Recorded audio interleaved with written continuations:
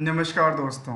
आज एक penny stock पर चर्चा करेंगे और चर्चा करने के क्रम में कुछ पार्ट को भी हम समझने का प्रयास करेंगे। तो आखिर इस पेनी स्टॉक में ऐसा क्या था जिसके लिए हम आज आज की लर्निंग में एक लंबे से पॉइंट आउट व्यू पे चर्चा करेंगे। तो आज कुछ ऐसे पॉइंट की चर्चा करेंगे जहाँ पे आप देख सकते हैं कि आखिर स्टॉक में क्या चल रहा था और क्या हुआ है। ठीक है दोस्तों। देखिए, मार्केट कैप कंपनी का था एक करीब 81 करोड़ का। मार्केट का कैप्चर करना कितना आसान था वो आप अच्छे से जानते हो, क्योंकि हम आजकल अवेयरनेस के ऊपर भी काफ़ी सारे वीडियोस बना चुके हैं जहाँ पे काफ़ी सारे पेनी स्टॉक को क्या किया जाता है, पंप एंड डंप वाले सिस्टम करके देखा जा सकता है। फिलहाल हम यहाँ पे चर्चा करेंगे क्या यहाँ पे क्या बना और फिलहाल यहाँ ब्रेकआउट होने के पीछे क्या कारण हुआ। यहाँ पे देखा गया कि प्रमोटर 50% के आसपास है। अर्निंग पर शेयर कहता है कि 5 रुपए की नोट जो आपके पास सिक्के हैं पॉकेट में, वो कितना अर्निंग करके देता है, केवल केवल 93 पैसे का। तो सोचने वाली बात है, कितने परसेंट की, 20% का भी शायद नहीं दे पा रहा है। यदि 20% भी होता तो शायद 1 रुपये के आसपास होता ना। फिलहाल ऐसा देखने को नजर नहीं आई। अब आते हैं कंपनी को पी की तरफ। स्टॉक का पी कहता है करीब 20 टाइम्स के आसपास। ठीक है, कहाँ से, अर्निंग ईपीएस से। जबकि इंडस्ट्रियल के पी साइलेंट बैठी है। यहाँ पे इंडस्ट्रियल के पी कुछ कहता ही नहीं। आखिर समझ में नहीं आए आखिर किस कंपनी कहाँ से बिलोंग करती है और क्या कहना चाहती है। इसके पीछे की जानकारी यदि हम देखें ना, फिलहाल हम इसको थोड़ा सा स्टॉप करते हैं, कुछ पीछे की जानकारी को शामिल करते हैं जहाँ पे कंपनी के डेटा आप देखेंगे तो लगेगा अच्छा, ये तो बड़ी लंबी चौड़ी चल रही। जहाँ पे यहाँ पे देखा गया कि कंपनी का कुछ टाइम में तो इनमें गिरावट थी, लेकिन बाद में देखा गया कि क्वार्टर ऑन क्वार्टर बेसिस पे जो रिवेन्यू का मॉडल था वो लगातार ग्रोइंग्स कैटेगरी में देखने को मिली। लेकिन जिस लेवल पे इनकी ग्रोइंग्स कैटेगरी थी रिवेन्यू को लेकर के, प्रॉफिटेबिलिटी उतनी ही कम देखने को मिलता है। आखिर इसके बारे में क्या कहता है, तो ये कहता है करीब 26% के आसपास और ये कहता है 38% गिरावट के साथ। और नेट इनकम तो बढ़ के मिली, लेकिन नेट प्रॉफिट मार्जिन उसी अकॉर्डिंग बढ़ गया। ये कुछ आंकड़ा दिया, इसका आंकड़ा के बेसिस पे क्या यहाँ पे कुछ सेटिस्फैक्शन मिलता है या नहीं मिलता है। इसको भी हम थोड़ा सा और वाइडली ले चलेंगे कंपनी को लेकर के। जो कंपनी क्या करती है, कंपनी जो लॉजिस्टिक्स कंपनी जेट फ्लाइट, मैं बात करूं जेट फ्लाइट्स लॉजिस्टिक्स लिमिटेड को लेकर के, जो कंपनी का कामकाज क्या है, कहते हैं flight forwarding services along with the custom clearance services, majority of perishables cargos through air oceans और द लैंड्स। कार्गो के कामकाज करती है, लॉजिस्टिक के कामकाज करती है। ये तो समझ में आया। मार्केट कैप कहती है 81 करोड़ के आसपास का, जबकि इंट्रिंसिक वैल्यू कहता है 10 रुपये के आसपास और फेस जो कि इनका बुक वैल्यू है वो है करीब 13 का। अब यहाँ पे समझने वाली बात देखिए, जितना बुक वैल्यू उतना उनके पास एसेट्स नहीं है। हो सकता है कार्गो रिलेटेड कंपनी है, वो ट्रक लेती है, देती है और किराए पे चलती है। आरओसी की बात करती है केवल 4% का, आरओई की बात करती है निगेटिव सेंटीमेंट के साथ। इसके अलावा जो डेट टू इक्विटी कहता है 0.89 का और करंट रेशियो का आंकड़ा कहता है 1.02। यहाँ दोनों पार्ट को हम क्या करेंगे, रिस्क टू रिटर्न की तरफ समझेंगे, रिस्क टू रिकन्सिलेशन करेंगे, रिस्क टू रिवार्ड भी देखने का एक बार प्रयास करेंगे। जो कंपनी में जो निवेशक लगे हुए हैं, जिनकी करीब करीब संख्या की बात करें कंपनी में निवेशक की, तो करीब करीब 20 से 21 हज़ार के आसपास की भीड़ होगी। उसका क्या अनुमानित आंकड़ा कहता है, क्या मार्केट में जो प्राइस है 17 रुपये के आसपास जो प्राइस था, वो क्या सस्टेनिटी के साथ कर रही है काम, या गिरावट के साथ, या कुछ बड़ी ब्रेकआउट के साथ कर रही है। उससे पहले एक नज़र हम चलिए ईयर ऑन ईयर बेसिस, क्योंकि क्वार्टरली डेटा को हमने समझ के ये समझा कि इनमें कुछ चीज़ें में तो गिरावट थी, कुछ में कहती कि अच्छी खासी पुल बैक थी। अब यहाँ की देखा जाए तो ये कहते हैं कि रिवेन्यूज़ क्या क्या, रिवेन्यू में करीब 6% गिरावट हो गई ईयर ऑन ईयर बेसिस में। कैसे, क्योंकि इसका हम चार्ट देखा जाए तो चार्ट में क्या लगा, यहाँ से लेकर के यहाँ तक देखें तो क्या कहती है, कुछ पीरियड में तो लंबी जंप हुई, लेकिन कंपेरिजिंग with the previous year this is a declining at the revenue side in the करीब 5%, 5 to 6% नियर अबाउट। जबकि एक्सपेंसेस बढ़ गई और बाकी सारी चीज़ में देखा गया कि करीब करीब 140% छाल हुई। तो यहाँ पे ध्यान देने वाली बात है, क्या स्ट्रांग है या वीक पोजीशंस में कर रही है काम, as per the quarter, as per the yearly basis. अब देखिए मैं यहाँ पे कुछ पॉइंट को लिंक करूंगा और वो लिंक देखिए क्या कहता है। जहाँ पे प्रमोटर ने 50% के आसपास की होल्डिंग है, उस होल्डिंग में प्रमोटर की मजबूरियां क्या है जो 26% के आसपास की क्या कर रखी है, प्लेस करके रखी है। तो ये डेटा था। चलिए, क्या इस स्टॉक का मैंने एक बात कहा था, क्या पंप डेंट के थ्रू तो काम नहीं किया गया? क्योंकि चार्ट अब जब आप देखेंगे तो पूरे के पूरे हम 1 साल की चार्ट हम अपने सामने लेते हैं, पूरे के पूरे साल में कभी कंपनी की चार्ट में इस तरह के रिएक्शन देखने को नजर नहीं आई। लेकिन अभी के अभी 2-3 दिन पहले की बात है, 10 दिन पहले की बात होगी, जब मार्केट में एक नई ऊंचाइयों को टच करके हायर टू हायर को ब्रेकआउट कर, कहते हैं ना, अपने हायर टू हायर को रिकॉर्ड को तोड़ देना, वही करके दोबारा मार्केट क्या कर रही है, सस्टेन करने की प्रयास में था, लेकिन सस्टेनिटी की तरफ भाग नहीं रहा है, वो गिरावट का संकेत देता ना। आखिर इसके पीछे क्या कारण वजह है और इसमें क्या गोल्डन रूल अप्लाई करना चाहिए, यदि इस पोजीशन पे किसी ने लिया तो उसके लिए क्या ऑप्शंस बनती है, इसके लिए गोल्डन रूल हम समझेंगे अगले की पर। उससे पहले एक नज़र डालिए सेंटीमेंट की तरफ और बाकी सारा अपडेट। क्या सेंटीमेंट इसके बारे में कुछ कहती है? तो कहती है इनके पास लेकर के बोर्ड मीटिंग हुई थी, बोर्ड मीटिंग को लेकर के पब्लिक लिस्टिंग की बात किया है, किनको तीन इनके अलावा कहती है कि एडवर्टाइजमेंट है the respect of the corrigendum of the 18th AGM को लेकर की बात कहती है। इसके अलावा कुछ और बात दोस्तों इस तरह की कोई बातें नज़र नहीं आई, लेकिन हमारे सामने कुछ ऐसे सेंटीमेंट नज़र आए जो शायद आप देख करके शायद आपकी मन मोहित हो जाए। मैं ऐसे एक अभी जैसे जैसे भी कभी मैं स्टडी करता हूँ किसी स्टॉक को लेकर, तो पहले मैं खुद भी सर्च करता हूँ मार्केट में आखिर कौन कौन से ऐसे मार्केट में न्यूज़ चल रही है लेकर के। यहाँ पे देखा गया, मुझे एक बड़ा अच्छा लगा, खास करके मैं अच्छी की बात नहीं कर रहा हूँ, इन्होंने 2 साल पहले एक वीडियो बनाई थी और 2 साल में कहते हैं कि स्टॉक बड़ा पेनी स्टॉक था, रहा जब तक भागेगा तब तक छोड़ेंगे नहीं, ऐसा कुछ टैगलाइन दिया। अब मुझे यहाँ पे एक सवाल भी बनती नजर आता, क्या 2 साल में जब स्टॉक ये यहाँ 2 साल से तैयार बैठे हैं, क्या 2 साल में कुछ रिटर्न भी बना के दिया या नहीं दिया?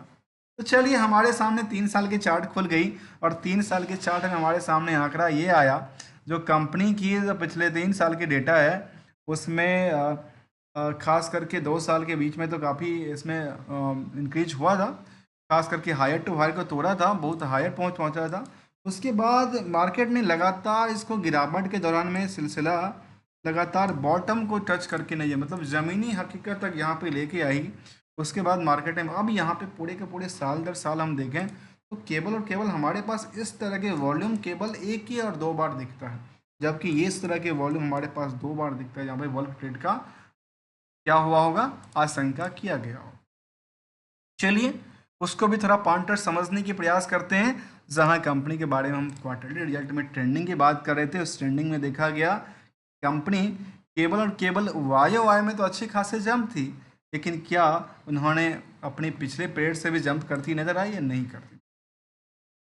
चलिए हम जानने के प्रयास करते हैं। तो कहती है यहाँ पे नहीं, हम इसके काबिल नहीं थे। पता है क्यों? पता मैं एक बात क्यों कह रहा हूँ? देखिए, यहाँ पे 1 करोड़, यहाँ पे 2 करोड़, यहाँ पे निगेटिव सेंटीमेंट था। पर जब निगेटिव कुछ डाटा थी उस टाइम पे आप लॉस में थे, आज आपने कुछ प्रॉफिट बुक कर लिया पिछले साल के सेम क्वार्टर के कंपैरिजन में। अब तो आज हम देख नहीं पा रहे हैं ना, अच्छा ये तो बड़ी लंबी चौड़ी हो गई, लेकिन क्यू और क्यू में जैसे हम चर्चा करेंगे तो क्या करती है, ये गिरावट दर्ज कर देती है। अब ईयर एंड बेसिस पे देखते हैं, और उसके बारे में हमने देखा कि कंपनी लगातार जो नुकसानदायी चल रही थी वहाँ पे 4 करोड़ का प्रॉफिट बुक करती है, वो भी 12 महीने के डेटा बेस, जबकि पिछले साल कंपनी का कोई डेटा, कोई प्रॉफिटेबिलिटी लॉस की बात ही नहीं करती है, जीरो के आसपास खड़ी है। आखिर क्या हुआ, इसको लेकर हमने देखा। अब आते हैं, एक सवाल आती है, जो कंपनी के पास यदि कुछ था नहीं प्रॉफिट लॉस का आंकड़ा, तो क्या मार्केट में कुछ रिस्क भी था इसको लेकर के? जहाँ हम रिस्क टू रिवार्ड या रिस्क टू रिकन्सिलेशन की चर्चा करते हैं तो वहाँ पे हम जानने के प्रयास करते हैं। देखिए, हमारी सबसे पहले नज़र जाती है बोरोइंग्स को लेकर के, और बोरोइंग्स में देखा गया कंपनी ने क्या किया, अपने बोरोइंग्स को पे आउट किया। ठीक है, लाइबिलिटीज़ में देखा यहाँ पर कम किया, लेकिन लाइबिलिटीज़ के अकॉर्डिंग देखा जाए ये 2 लाइबिलिटी इनके पास खड़ी है, इनकी फिक्स एसेट उतनी नहीं है, लेकिन अदर सोर्स अदर एसेट्स के साइड में काफ़ी ज़्यादा वैल्यूशन है। और उसमें कुछ कहता है 70 करोड़ का मार्केट में उधार पड़ा हुआ है। मैं यहाँ पे आकर के करता हूँ अंडरलाइनिंग, सोचिए, ठीक है, जंप करते हैं अंडरलाइनिंग, कहते हैं जो कंपनी के हाथ में कुछ नहीं मिला, कंपनी ने कहा 81 करोड़ के आसपास का मार्केट कैप है, और 70 करोड़ का मार्केट में उधार लगाओ। ठीक है, जिस कंपनी का मैं मान लेता हूँ कितना का मार्केट कैप था, दोबारा चल के देखते हैं। 81 करोड़ का पूरे के पूरे मार्केट कैप का। ठीक है, जिस कंपनी का 81 करोड़ का मार्केट कैप है, मार्केट में 70 करोड़ का पैसा पड़ा हुआ है। इन दोनों का आपस में कंपेयर करके एक बार देखिए। इसीलिए हम कहते हैं ना अक्सर, तो केवल और केवल समरी डेटा से हमें कंक्लूजन नहीं मिलता है, जब तक हम डीपली की तरफ नहीं जाएंगे तब तक। ये 70 करोड़ निकल के आ गया। चलिए इसका भी हम एक आकलन करते हैं, आखिर पैसा कितने देता। पैसा तो हमारे पास 63 2 महीने में दे देता है, अच्छी बहुत अच्छी बात है। जब दे देती है तो इनके क्या कहता है, यहाँ पे कहता है 400 करोड़ के अकॉर्डिंग 70 करोड़ का पड़ा था पैसा, करीब करीब कितना परसेंट का, 18% के आसपास। ठीक है, 17% मान लेते हैं। और ये प्रॉफिट का कुछ कहता नहीं है, जबकि अदर इनकम भी इनके पास 3 करोड़ का प्रॉफिट थे, अदर इनकम 3 करोड़ का लेके आए थे। ऑपरेटिंग प्रॉफिट मार्जिन केवल 2 करोड़ का 6 करोड़ का था, और यहाँ ये आंकड़ा कहती है। तो आखिर क्या समझ में हमें आई, क्या इस स्टॉक को फिलहाल कुछ सिचुएशन को लेकर के क्या डंप किया गया, या कुछ पंपिंग सिस्टम तो नहीं चल रहा था इसको लेकर के। तो ये कुछ आंकड़ा कहता है। तो चलिए हम इसको एक नज़र समझने के प्रयास करते हैं। आखिर निवेशक को लेकर के क्या आशंका थी, जहां निवेशक और बल्क ट्रेड में डील की तरफ चल। 27 अगस्त को इसमें बड़ी बड़ी बल्क ट्रेड चालू होती है। Sell buy sell buy sell buy का सिलसिला जब चालू होता है तो सब के सब यहाँ पे देखिए सेल सेल सेल में लग चुके हैं, कुछ बाय बाय बाय में लग चुके हैं। आखिर इसका रिकन्सलेशन क्या कहता है, ये तो यहाँ पे हमारे सामने डेटा नहीं है। यदि कुछ दिया होगा तो सर पता होगा, यहाँ पे कुछ डेटा इस तरह का दिया नहीं। शायद अगस्त में उन्होंने डेटा दिया होगा, फिलहाल हम अगस्त के डेटा में शायद यहाँ पे जा नहीं सकते, देखने को मिलती नहीं है। तो कुछ तो हमें ऐसा लगा, जहाँ प्रमोटर के अलावा कंपनी में पब्लिक ही है, कोई FIDI नहीं है कंपनी में। 81 करोड़ में कौन सा FIDI आती है। चलिए तब भी बड़े बड़े निवेशक यहाँ अपनी पोजीशन लेके बैठे हैं। किसी जमाने की बात करूँ तो यहाँ पे मुकुर महावीर अग्रवाल इस कंपनी में हुआ करते थे, 5% 2% की होल्डिंग के साथ बने हुए थे, लेकिन आज के टाइम इनका कोई पोजीशन देखने को नजर नहीं आई है। ये कुछ आंकड़ा था, जबकि पियर्स कंपनी में इसके साथ केवल कोई नहीं आंकड़ा कहता है। तो क्या पियर्स कोई है नहीं कंपनी का, ऐसा पॉसिबल तो है नहीं। कंपनी जो कामकाज करती है लॉजिस्टिक सॉल्यूशंस प्रोवाइडर को लेकर के, तो कोई इसके सेक्टर में कोई कामकाज ही ना करता हो। यहाँ पे देखा गया इसकी पियर्स की तरफ, तो हम पियर्स में देखें तो कहती है इनके पे कौन कर रहे हैं, बेस्ट बड़ी ओबिशियल्स हैं, फ्लोडमिक हैं, जो कि इसी सेक्टर की कंपनियां हैं, जो कि जिनका काम क्या है, फ्लाइटिंग और लॉजिस्टिक्स से रिलेटेड काम काज, लैंड को लेकर के, एयरवेज को लेकर के, और बाकी सारे।